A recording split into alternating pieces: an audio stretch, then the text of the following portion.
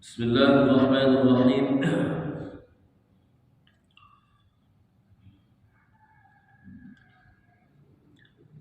يقال الصوم ثلاث درجات: صوم العوام وصوم الخواص وصوم خواص الخواص. Para ulama menyebutkannya begini, bahwa level atau derajat puasa ini ada tiga. Yang pertama, shaumul awam, puasanya orang-orang awam, puasa awam. Yang kedua, shaumul khawas, puasanya orang-orang yang khusus khawas. Nah, ada derajat yang paling tinggi, shaum khawasil khawas, puasanya khawasil khawas. Artinya puasa yang lebih istimewa lagi dari yang istimewa. Amma shaumul awam fa kafful batni wal farji an qada'i syahwat. Adapun puasa awam ini sekedar menahan atau mengendalikan perutnya, juga farajnya, arti kemaluannya, dari melampiaskan hawa nafsunya, melampiaskan atau menyalurkan hawa nafsu, perut dan kemaluan. Ini puasa orang awam, sekedar tidak makan dan minum dan tidak mendatangi istrinya. Wa amma shaumul khawas, dan adapun puasa yang khusus orang-orang khawas adalah bahwa shaumus shalihin. Ini puasanya orang-orang saleh. Seperti apa mereka? Puasanya orang-orang saleh. Kafful jawarih 'anil atham, menahan diri, menahan anggota tubuh dari melakukan perbuatan dosa. Fala yatimmu dzalika illa bimudawamati khamsati asya'. Dan ini tidak akan sempurna kecuali dengan menjaga 5 hal. Yang pertama, ghaddul basar, menundukkan pandangan, an kulli ma yadhummu syar'an, dari apa saja yang tidak patut, tidak hak untuk ditatap, untuk dilihat secara syar'i. Jadi puasa orang khawas bukannya sekedar nggak makan, nggak minum, nggak mendatangi istrinya, tidak mencampur istrinya di bulan suci Ramadan, maksudnya di siang hari, tetapi lebih dari itu mereka menahan diri dari perbuatan dosa atau maksiat. Yang urutan pertama di sini disebutkan ghaddul basar an kulli ma yadhummu syar'a, menundukkan pandangan, menjaga mata dari apa saja yang dicela, dibenci oleh syarak untuk dipandang. Wathani, yang kedua, hifdzul lisan 'anil ghibati wal kadhib wan namimah wal yaminil ghamus, menjaga lidah dari ghibah. Ghibah ini menceritakan keburukan orang. Dulu sahabat ketika Nabi menceritakan tentang bahayanya ghibah, sahabat bertanya, ya Rasulullah, bagaimana kalau yang kami bicarakan itu memang benar-benar ada, keburukan itu memang benar-benar dia lakukan? Nabi katakan, ya itulah yang disebut ghibah. Ghibah ini kalau terjemahan kita pegang goblah. Kalau tidak ada, nah itu namanya fitnah. Kalau tidak ada. Nah, kalau ghibah kata Nabi asyaddu minaz zina, lebih buruk daripada perbuatan zina. Kalau fitnah asyaddu minal qatl, lebih parah, lebih buruk daripada menumpahkan darah. Jadi dua-duanya yang sepatutnya kita jaga. Wal yamin al-ghamus, dan sumpah palsu. Wan namimah, namimah ini ngadu domba, putar sana, putar sini, punah tubuh. Nah, biasanya mukadimahnya punah tubuh.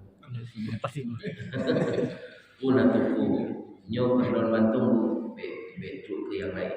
Tapi ke yang lain itu, ini Kamu aja cukup yang tahu ya, jangan yang tahu yang lain. Nanti orang kedua bilang ini cukup kamu aja yang wah ini satu kampung tahu semua. Akhirnya orang yang tadinya berkasih sayang berani, orang yang tadinya bersama-sama akhirnya berpisah. Namimah.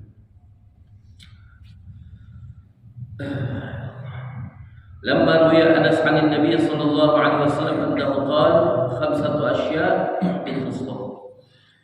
Nabi Agung baginda Rasulullah sallallahu alaihi wasallam bersabda, diriwayatkan oleh Anas radhiyallahu ta'ala bahwa 5 hal itu merusak puasa. Merusak puasa, ai tubtilu thawabah. Yakni membatalkan pahala. Puasanya tetap sah secara fikih, puasanya sah. Tapi batal pahalanya, jadi dia enggak dapat apa-apa. Nah, ini yang dikatakan oleh Nabi sallallahu alaihi wasallam, kam min shaimin atau rubba shaimin laisa lahu min siyamin illa al-ju' wal 'atash. Enggak dapat apa-apa dari puasanya kecuali lapar dan dahaga. Apa itu? 5 hal yang merusak puasa: al-kadzib, bohong, bicara dusta. Dusta ini kalau orang sudah kebiasaan dusta, dia terasa enak. Padahal itu seperti kemarin kita katakan, ini dusta ini bawaannya setan sebenarnya. Tapi setan dia dulu kok masih ada yang dusta. Nah, itu tadi seperti kita katakan kemarin. Karena sudah bertahun-tahun siang dan malam bertemannya, bergaulnya, duduknya sama setan, jadi dia benar-benar jadi setan. Al-kadhib, bicara dusta. Kata Sayyidina Luqman kepada anaknya, wahai anakku, hindarilah dusta sejak dini. Jauhilah dusta sejak dini. Karena nanti orang tuh kalau biasa dusta sekali, 2 kali, 3 kali, lama-lama bohong itu terasa enak. Beliau mengatakan karena dusta, bohong bagi orang yang suka bohong itu seperti daging burung, enak gitu. Jadi cerita itu kalau nggak ada dustanya kayak masakan nggak ada garamnya. Tapi ini untuk orang yang suka dusta, untuk orang yang suka dusta. Masya Allah. Dan sebagian wali-wali Allah Ta'ala itu mereka bisa membedakan bicara dusta dengan bicara jujur, bisa dibedakan. Aura wajah orang yang bicara ketika dia itu sedang dusta, sedang bicara bohong, itu kelihatan. Ini orang-orang yang Allah karuniakan kasyaf ini, bagi dia nggak perlu pembuktian bicaranya ini betul atau enggak, jujur atau bohong, itu nggak perlu pembuktian, harus teliti-teliti, itu enggak. Cukup ketika melihat aura wajah itu kelihatan pas dia sedang bicara bohong, itu kelihatan. Hati-hati sama orang takwa. Kata Nabi Agung sallallahu alaihi wasallam, ittaqu farasatal mu'min, hati-hati dengan firasatnya orang beriman. Fa innahu yanzuru binurillah, karena orang beriman. Iman ini iman yang benar-benar dijaga ya, orang takwa ya. Fa innahu yanzuru binurillah. Kalau mereka ini natap, mandang, melihat binurillah, ada cahaya Allah bersama dengan dia.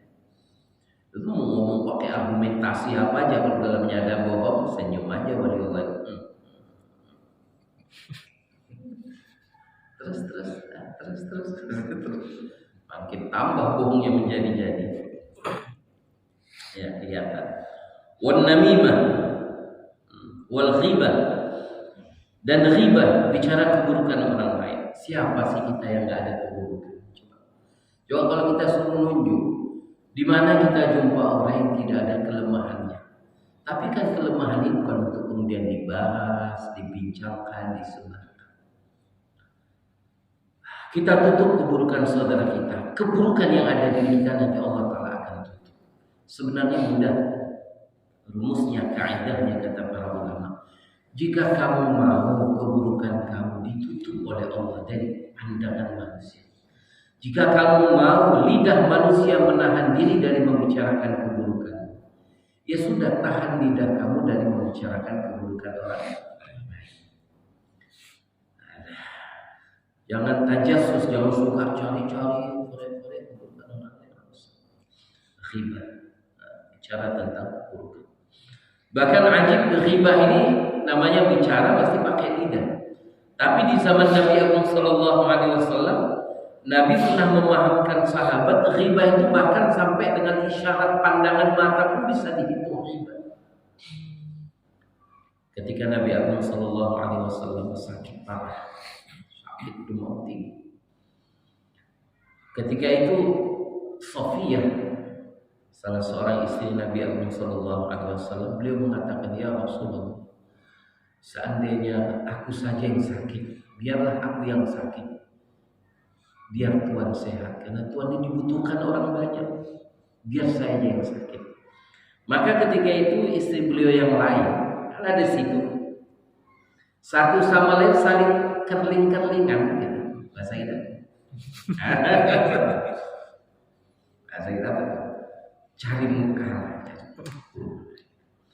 Dan itu terlihat oleh Nabi Agung Sallallahu Alaihi Wasallam. Nabi katakan, selain Safiyah semua bangun dari sini, maksudnya selain Safiyah semua berdiri dan berkumur semua. Selain Safiyah semua bangun, kumur. Ya Rasulullah, kata istri beliau, ya Rasulullah, demi Allah kami tidak ada makan apa-apa. Kami tidak ada makan apa-apa. Ngapain kami harus berkumur? Kalian baru saja makan daging Safiyah. Kalian baru saja makan daging Safiyah. Padahal itu cuman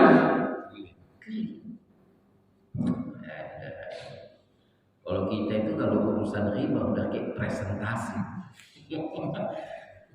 Satu paper itu halaman pertama kedua, wah,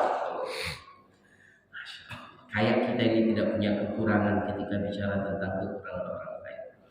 Namimah, adu domba, adu domba, sana kemari buat kericuhan. Yamin al-ghamus, ini sumpah palsu. Wan nadru bisyahwatin, menatap, memandang, melihat disertai dengan syahwat. Nih, dusta, pegahgo, adu domba, sumpah palsu, dan menatap, memandang dengan syahwat.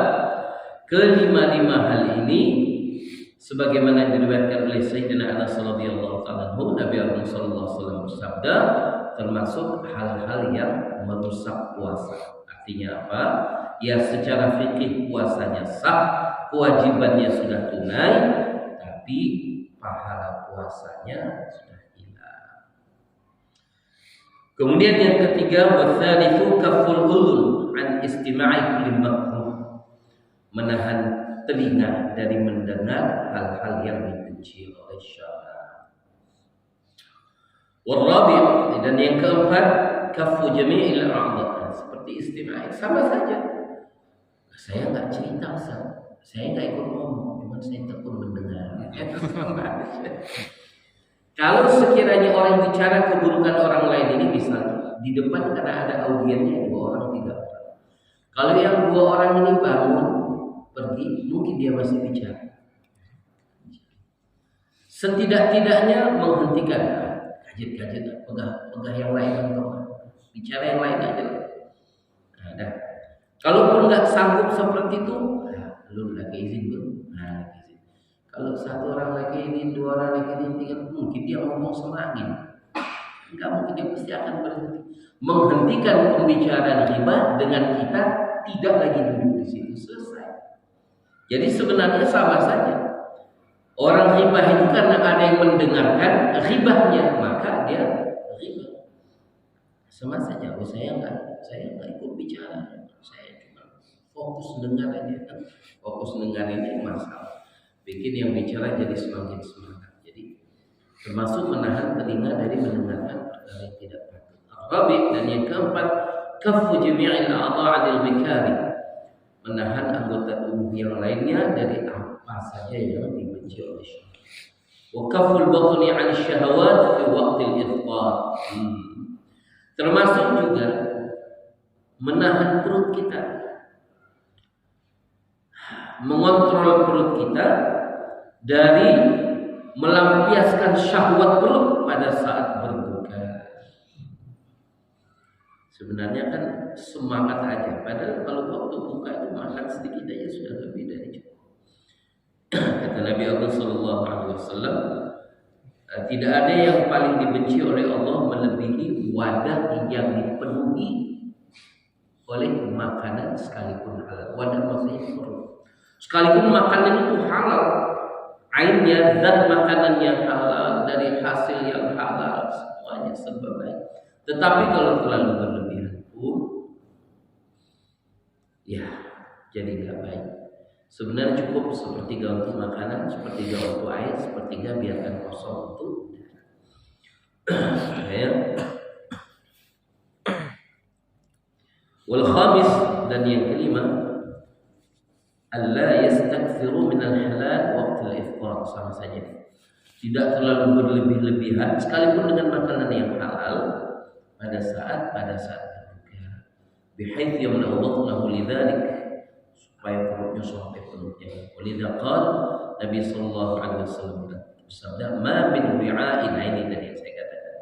"Ma min wi'a'in abghadu ila Allah," tidak ada wadah maksudnya perut ya. Abghadu ila Allah, yang lebih dibenci oleh Allah Subhanahu wa taala, min batni, dari perut, min batni muli'an min al-halal. Dari perut yang dipenuhi sampai penuh. Kalau sudah klek keluar dagingnya. Wa amma shaum khawas, adapun puasanya yang spesial yang di atas itu. Tadi puasa khawas ya. Jadi bukan sekedar nggak makan, nggak minum, nggak campur dengan istri, nggak, tapi jaga mata, jaga telinga, jaga tangan, jaga anggota tubuh. Kemudian ini puasa yang paling tinggi derajatnya adalah shaum khawasul khawas. Puasanya khawasul khawas, orang yang istimewa di atas istimewa. Bagaimana derajat puasa mereka? Fasawul qalbi 'anil ad-daniyah wal afkar dunyawiyah wa kaffu 'amma siwallah bil kulliyah. Ini puasanya para anbiya. Mereka bahkan hati mereka berpuasa dari pikiran yang rendah-rendah, bahkan dari fikir duniawi mereka enggak. Dan mereka menahan hati mereka, fikir mereka dari selain Allah Subhanahu wa taala. Wa huwa uqbatul anbiya was siddiqin, ini derajat puasanya anbiya dan siddiqin. Masya Allah, kalaupun kita nggak sampai derajat yang ketiga, karena memang ini derajatnya para anbiya dan siddiqin, minimal. Ya kalau nggak 1 bulan 29 hari atau 30 hari kita dapat puasa khawas, minimal beberapa hari lah, supaya betul-betul ada efek rohaniah puasa kita, membuahkan rasa takut kepada Allah Subhanahu wa taala. Semoga Allah kurniakan kita taufik untuk berpuasa dengan kaifiat puasa yang mendatangkan kecintaan dan keridhaan Allah Subhanahu wa taala.